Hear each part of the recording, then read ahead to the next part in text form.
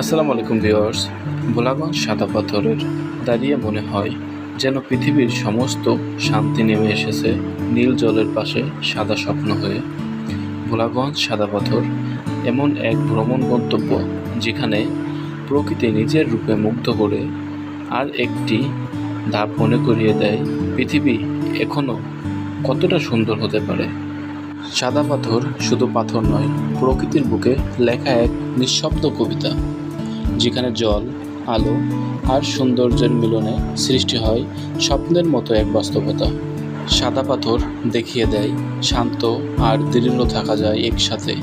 জগৎ যতই রঙিন হোক, স্থিরতা সবসময় নিঃশব্দ আর স্বচ্ছ হয়।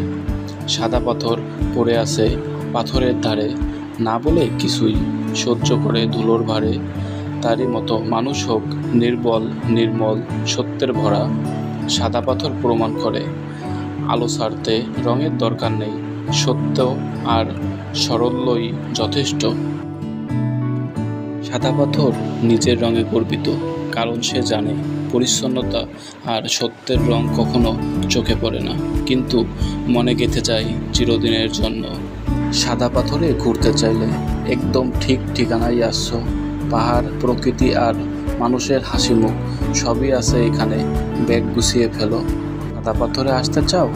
তাহলে সাবধান, একবার এলে বারবার আসতে মন চাবে। অবশ্যই এসো।